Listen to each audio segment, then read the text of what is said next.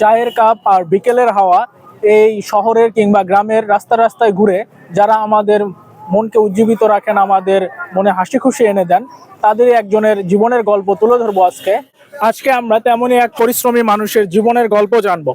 আসসালামু আলাইকুম। ওয়ালাইকুম আসসালাম। মামা, আপনার নামটা জানতে পারি? আমার নাম রাসেল আহমেদ রাজু। আপনি এইখানে যে ঝালমুড়িটা বিক্রি করতেছেন, এই আইডিয়াটা কোথা থেকে পেলেন? এটা আমার নিজস্ব আইডিয়া, মানে নিজে থেকে পেয়েছি। আরো অনেক কিছু ইউটিউব এগুলো ঘাটাঘাটি করছি যে অনেকে যদি করতে পারে তাহলে আমি করতে পারবো না, কিন্তু আমারটা একটু ভিন্ন।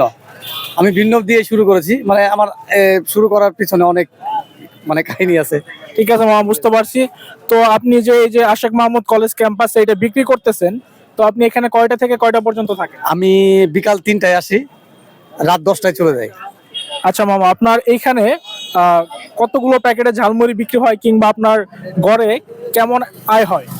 আমার গড়ে 20 প্যাকেট 10 টাকারটা, 40 প্যাকেট, কখনো 30, কখনো আবার 100 চলে যায়। আচ্ছা, গড়ে মানে টাকার অ্যামাউন্টটা থাকে 3000, 2000, 1500, কখনো আবার নিচে 700। ঝালমুড়ির কয়টা প্যাকেজ আছে? এখানে আছে 4টা প্যাকেজ আছে। একটা আছে আপনার হলো রেগুলার ঝালমুড়ি, মানে প্রতিদিন যেটা খায়, সেটার দামগুলো আপনি সাথে সাথে একটু বলে দিন। রেগুলার হলো আপনার 10 টাকা, আর চিকেন ঝালমুড়ি 40 টাকা, মশলা ঝালমুড়ি 20 টাকা, আর ডিম ঝালমুড়ি 30 টাকা। আচ্ছা, তো আমাদের এখান থেকে একটা প্যাকেজ আপনি বানিয়ে দেখান যে আপনি কিভাবে কি দিচ্ছেন। আমি আপনাকে একটা 20 টাকার বানানে খাওয়াই, মশলা ঝালমুড়ি খাওয়াই। ঠিক আছে। টাকার যেটা প্যাকেজ আছে এটাতে আমি দিচ্ছি একটু 14 রকমের মশলা। এখানে সব ধরনের মশলা আছে, দারচিনি, এলাচ, বস থেকে শুরু করে সব আছে। আর দিয়ে দিচ্ছি ছোলা, স্বাস্থ্যের জন্য অনেক ভালো। এখানে আছে পুদিনা পাতা, ধনিয়া পাতা এবং গাদিনা পাতা যেটা বলে, মানে ফ্লেভারের লাগে। আর এটা কাঁচামরিচ আর পেঁয়াজ, লেবুটা আরেকটা স্মেল হবে।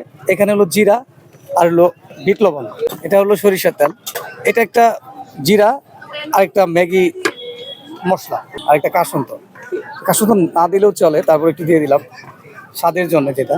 মামা, এটা তৈরি করতে কি আপনি কোনো ধরনের সিক্রেট মশলা ব্যবহার করেন? হ্যাঁ, অবশ্যই সিক্রেট তো আছে। সিক্রেট না থাকলে তো আর মানুষের জিহ্বার স্বাদটা পাবে না।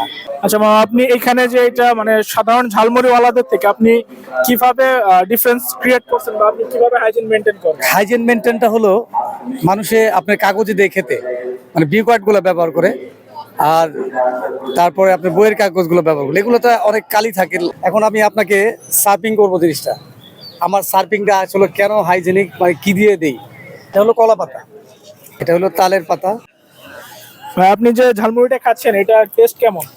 খুবই সুস্বাদু। তো আপনারা সবাই খেতে আসবেন আশেক মাহমুদ কলেজে, খেতে খুবই মজা। মামার হাতের মশলার ঝালমুড়ি। করবো একটা হচ্ছে তরুণ প্রজন্মের জন্য আপনার কোনো মেসেজ আছে কিনা? হ্যাঁ, তরুণ প্রজন্মের জন্য তো অবশ্যই মেসেজ আছে। তারা যেন ভবিষ্যৎটা অনেক ভালো করে আর ভালো কিছু খায়, স্বাস্থ্যকর জিনিস যেটা আমি দিতে পারি। তরুণ প্রজন্মের আরও আছে যে যারা ভবিষ্যৎ লক্ষ্য করে, যাতে লক্ষ্য অটুট থাকে, মানে একটা সিঁড়ি পর্যায়ে যাইতে পারে পরিশ্রম করে। পরিশ্রমের উপরে আর কিছু নেই। তরুণ প্রজন্মের এই জন্য পরিশ্রম করো।